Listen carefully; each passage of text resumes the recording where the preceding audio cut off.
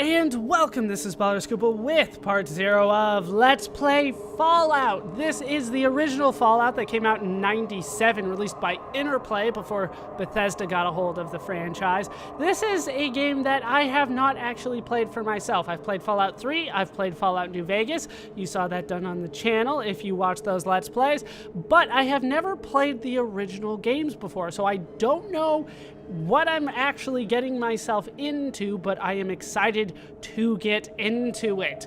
I have some knowledge of the universe, kind of the world that it's in, and there might be a few things that were referenced in the other games, but ultimately this is a blind Let's Play for me. But before we get that Let's Play underway, there were a few options that I wanted to talk about. I've been playing around with some of the options, and I do want your opinion on them. We'll start with the screen settings. Now, I have it at 720p. I could put it up to 1080p, but my concern with that is that things are really small, and it's difficult to read some of these settings here, for instance, when I do put it at the highest setting. So I'm going to put it at 720p. If it's still a little small, let me know. I have all the panel scalings on fit instead of fill because fill stretches it, and that's not what I want. I want it to be at the original 4:3 if possible. I have enable fog of war on. I have it set to the default setting. I have the pathfinding range on the default setting, and I do have ignore PC scroll limit on as well. So those are the screen settings. Let me know if you think that they should be changed for any reason. Let me know, because I have not actually gotten into the game yet. Oh, right. There's the intro. We'll watch that later. There are also the game preferences here. I have set these the way that I want, I believe. Yes. So, game difficulty, combat difficulty, I have it on normal. I don't know entirely what that means. Based on what I have read, it's kind of a turn-based strategy style combat, which I should be relatively good at. I have played similar games to that particular style, so hopefully I know what I'm doing. Violence level as much as possible. Target highlight, I assume targeting only. That was the default setting, sounds good to me. Combat messages are verbose. Combat taunts are on because of course they are. Language filter is off because of course it is. I changed running to always. I feel like running is something that I'm going to be doing all the time. I'm not sure if that gets rid of stamina or things like that, but my initial idea for running, do you want it on or always on, or something that you have to set? My default setting is always to say always, but that's primarily due to the Final Fantasy series. Subtitles on because you need to be able to read it in case you can't always hear it. Item highlight I do have on. Combat speed I have as normal. I don't know, and I guess that affects player speed. Text delay is normal because I don't know. And then the volume settings I think are okay. I might have to increase the brightness a bit. Yeah, I'll definitely increase the brightness. Probably around there is good. And then mount sensitivity, I could up it a bit. Somewhere around there. That's good. All right, so we're going to call that done. That might be a little bright, actually. No, that's the wrong one. And now you're going to go through the intro again, aren't you? No, not this time. The buttons sometimes stick. They sometimes stick. We'll leave it there. That seems to be good. That's better. All right, so the bulk of the decision-making here, stop doing that. We'll get into that. The bulk of the decision-making here is going to be in the character creation, which I can show here in the new game. I preferably will not be playing Max Stone here. If you guys want me to play Max Stone, let me know, but chances are good that I won't be playing one of these default characters here. We have Max Stone. As you can see, he's strong and has a lot of endurance. That's kind of his main thing. We have Natalia here, who is really good at agility. She's also quite charismatic and intelligent. There's, some bio here. I'm not going to go through all of them right now, but they are available. We have Albert, who's our highest charisma guy, I assume, at 9. The rest of his stats are pretty good. Those are the main characters. So we have those 3 characters, but chances are we're going to be creating a character. So let's go over the creation screen here. It's huge. There's a ton of things going on here, so let me know pretty much all of this if you want me to create a character. So we have a name that goes here, age. I don't know how high it'll let me go and how low it'll let me go, but it starts at 25, which seems like a good kind of range. Okay, so it stops at 16, and I can go up to probably, what, 35? They're gonna call that too old or something? Yep, 35. So 16 to 35 is the range. Pretty narrow range if you ask me, but what do I know? And we have the choices of male and female, and that's it. We have the special stats. I don't know if they call them the special stats in this game, but I know them as special. I'll just click over them kind of quickly. If you want to read it, it's down here. We start with strength. Then it goes to perception, endurance, charisma, intelligence, agility, and luck. I assume that if you've played a Fallout game, you are familiar with these. I do know that I can go all the way down to 1 on this, but I don't know the max that I can go. I think it's probably going to be 10 here, which is considered heroic. Yeah, it looks like 10 is the highest that I can go. Somewhere between 5 and 10, and I have 5 characters points to spend, or sorry, somewhere between 1 and 10 for all of the stats. I have 5 extra ones to spend here, so maybe just tell me which ones you want me to focus on, and I can try to focus on those. I have heard that changing my intelligence actually does change what my character is going to say in dialogue, so that is always an interesting thing to go with. Then we have the skills. We'll start with the skills here. Obviously, changing these points will change all of these numbers in the middle. It changes how much I'm able to carry. It changes my armor class, I assume.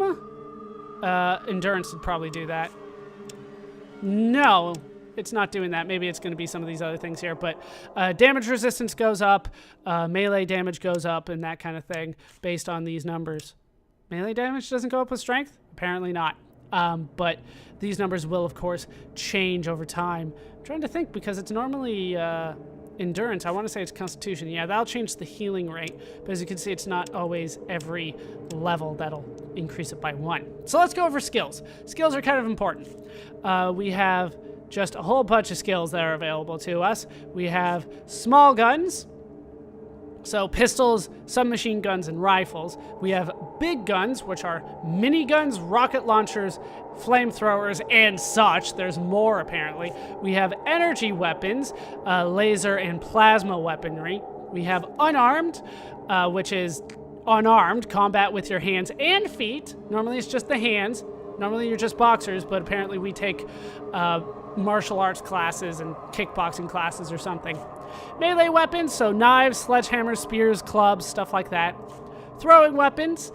This, of course, if memory serves me correct, yeah, it uses agility instead of your strength like everything else does here. Actually, a lot of these do use agility, don't they? I'm kind of surprised. Most of them do use agility.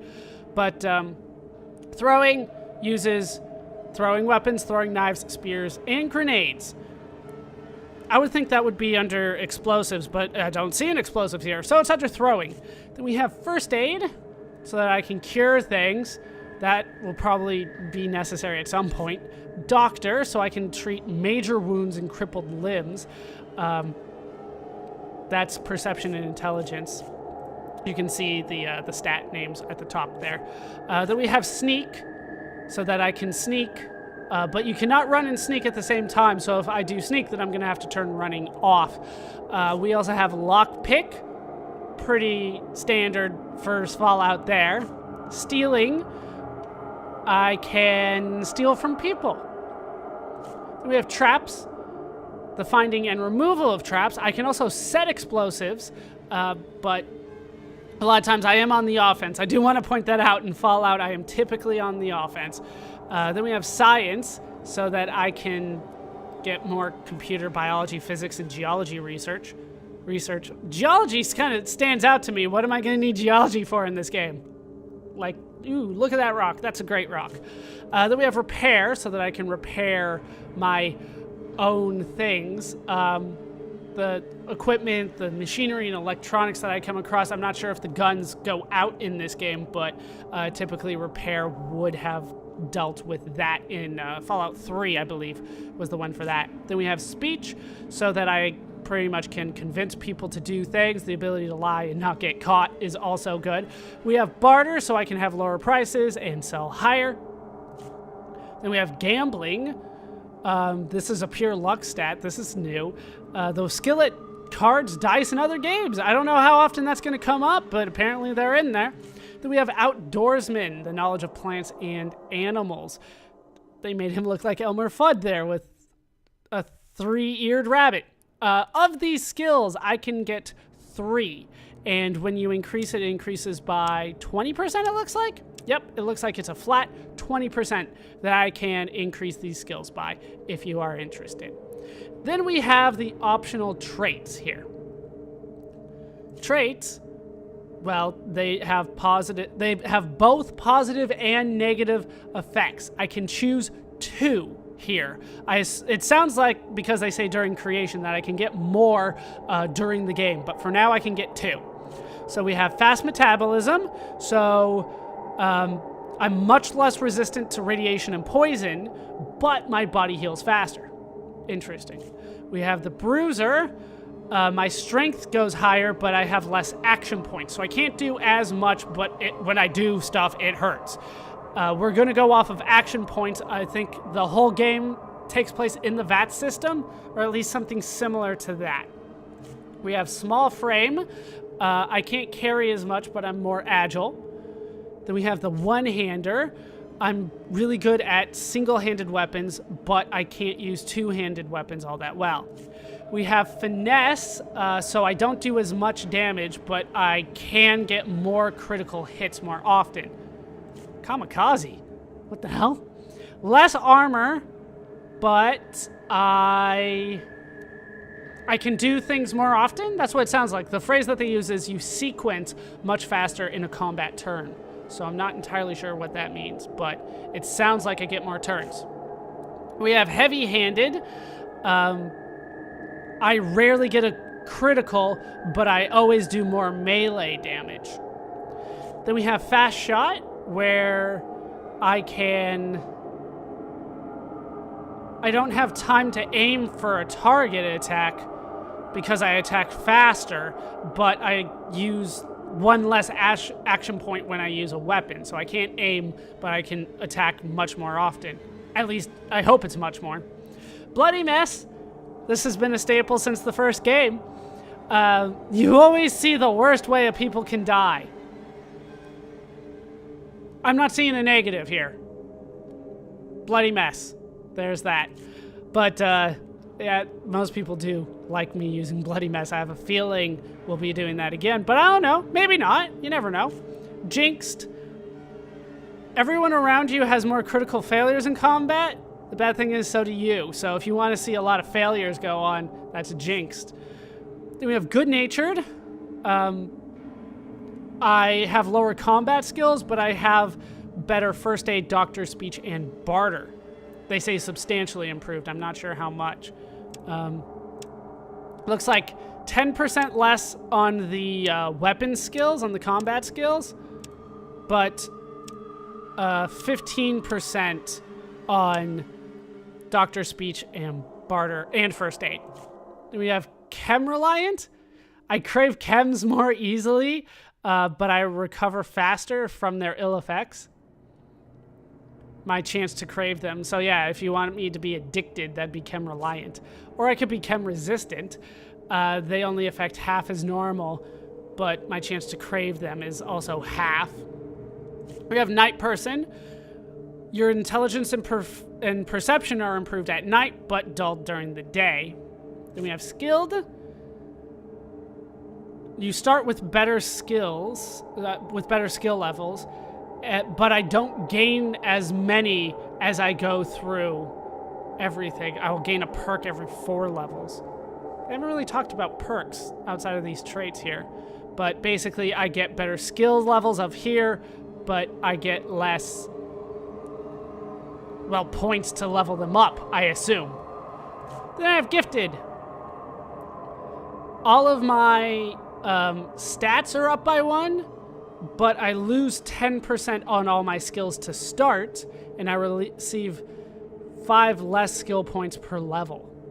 So all of these, they do have some good things and some bad things to them.